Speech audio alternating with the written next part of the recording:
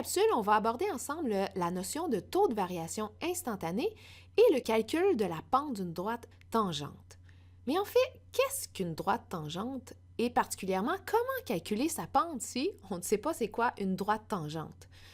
Mais avant d'aborder cette notion-là, regardons ensemble un rappel sur le calcul de la pente d'une droite sécante. Par exemple, si on prend la fonction parabolique, la parabole x à la 2, et qu'on veut calculer la pente de la droite sécante PQ, donc où P et Q, ce sont les deux points sur la courbe, donc le point 1, 1 serait le point P et Q serait le point 3, 9. Donc, pour calculer la pente de cette droite sécante-là, on doit faire la formule suivante, c'est-à-dire le rapport entre la variation de y entre mes deux points sur la variation en x de mes deux points. C'est-à-dire, ici, on voudrait faire la valeur de y du point Q moins la valeur de y du point P sur la valeur de x du point Q moins la valeur de x du point P. Donc, en soustrayant la variation de y, on obtient 9 moins 1 et divisé par la variation de x, c'est-à-dire la différence entre les deux valeurs de x de mes deux points, soit 3 moins 1. Ça nous donne comme valeur 8 divisé par 2, soit égal à 4. Et cette valeur de pente-là, c'est-à-dire 4, est en fait représentée géométriquement par justement le rapport entre les deux côtés de mon triangle que je suis en train de tracer, soit la variation en y serait égale à cette différence-là ici, c'est-à-dire la longueur de ce côté-là dans mon triangle, sur la variation en x serait ici égale à la longueur de ce côté-là ici, soit qui est horizontale à l'axe des x, serait égale à ma variation en x. Donc, ma pente, c'est en fait le rapport entre ces deux côtés-là. Mais l'objectif de cette capsule, c'est bien sûr de calculer la pente d'une droite tangente. Donc, qu'est-ce qu'une droite tangente? C'est bien sûr une question très importante avant de vouloir calculer sa pente. Eh bien, on dit qu'une tangente à la courbe en un point, donc il faut que ça soit une droite qui passe par un seul point, c'est en fait une droite qui donne la direction de la courbe en ce point. Qu'est-ce que ça veut dire? Eh bien, on va s'aider en traçant la tangente à la parabole au point P. Alors, si on veut tracer la tangente au point P, ce qu'on veut tracer, c'est une droite qui va donner exactement la direction de la courbe à ce point-là. Imaginez que vous êtes un petit bonhomme tout petit, donc qui se promène sur la courbe et qui, ça arrive à prendre une petite marche, là, et que vous arrivez à un moment donné sur ce point-là. Eh bien, lorsque vous êtes sur ce point-là, la direction que vous prenez, ça serait exactement la direction de la droite tangente à ce point-là.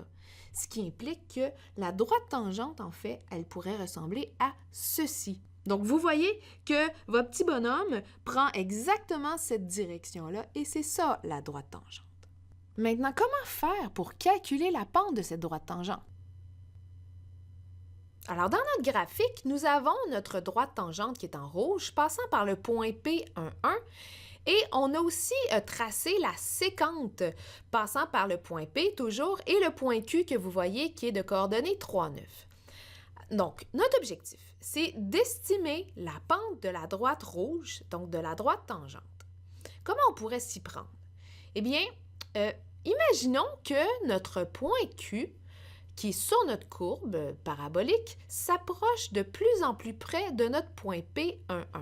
Qu'est-ce qui va arriver à notre droite sécante? Alors, plus que le point Q s'approche du point 1,1, plus que la droite sécante qui est en bleu semble prendre la même direction que notre droite tangente en rouge.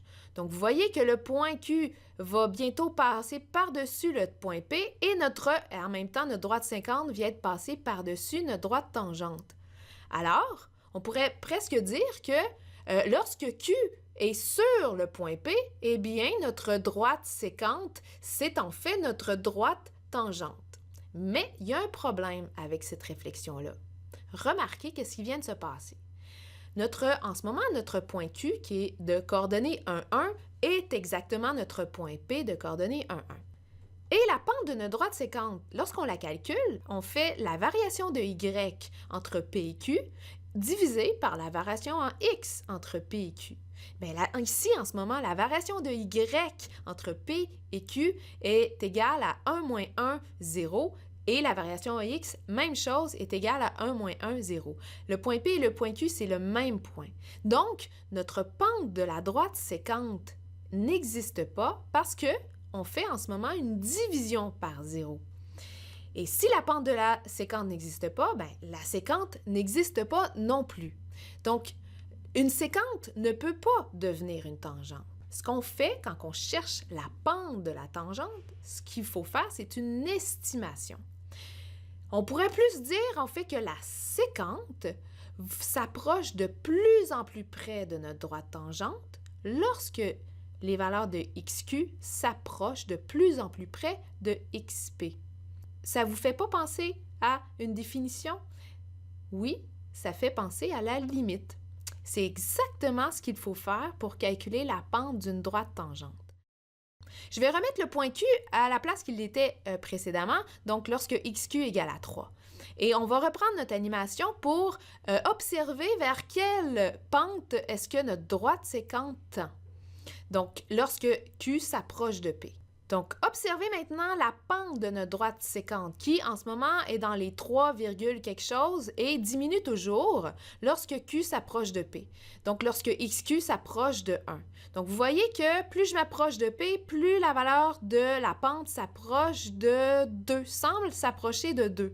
Que ce soit lorsque les valeurs de XQ sont à droite ou que les valeurs de XQ sont à gauche de 1. Alors, en conclusion, on pourrait estimer la pente de notre droite tangente égale à 2. Pourquoi? Parce que les sécantes qu'on peut construire autour de notre point 1, 1, en prenant des valeurs de Q proches de notre point P, eh bien, ces sécantes-là semblent avoir une pente qui s'approche toujours de plus en plus près de 2. Alors, suite à notre exemple, on est maintenant prêt à donner la définition du calcul de la pente d'une tangente. Donc, soit une fonction y est égale à f de x. La pente de notre droite tangente qui passe par le point PAF de A va être donnée par la limite suivante. Alors, c'est la limite lorsque les valeurs de x tendent vers A. Donc, si vous remarquez, dans mon graphique, si les valeurs de x tendent vers A, ça implique que mon point Q qui est sur la courbe va s'approcher de plus en plus près de mon point P. Et cette limite-là, on va l'effectuer sur le rapport suivant, soit f de x moins f de a sur x moins a. Ce qui veut dire qu'on est en train de calculer la variation y sur la variation en x entre mes deux points, entre le point P et le point Q. Donc, la variation y, c'est donné par cette distance-ci. Donc, delta y est égal à f de x moins f de a sur la variation en x qui est donnée par cette distance-ci, c'est-à-dire x moins a. Et souvenez-vous que ce calcul-là, dans le fond, est égal à la pente de ma droite sécante passant par le point P et Q. Alors, si on résume la formule pour calculer la pente de notre tangente, en faisant cette limite-là, lorsque les valeurs de x tendent vers A, bien, on est en train de dire que les pentes des sécantes, lorsque x va s'approcher de plus en plus près de A, eh bien, les pentes des sécantes vont s'approcher aussi près que l'on veut de notre pente de la tangente passant par le point P. Et la définition de la pente d'une tangente nous amène également à définir ce qu'on appelle le taux de variation instantanée. En fait, le taux de variation instantanée, aussi appelé TVI, d'une fonction y est égale à f de x en x égale à a, est donné par la pente de la droite tangente au point A, f de a. Et donc, trouver le taux de variation instantanée, c'est trouver la pente de notre droite tangente au point A, f de a, c'est-à-dire qui va être égal à la limite lorsque les valeurs de x s'approchent de a, de f de x moins f de a sur x moins a. Et voilà. En résumé, le calcul de la pente d'une droite sécante nous a amené à définir le calcul de la pente d'une droite tangente passant par un point. Et éventuellement, vous allez vous rendre compte qu'en calcul différentiel, cette définition-là est d'une importance capitale lorsqu'on parle de la dérivée en un point. Donc, je vous remercie. À la prochaine!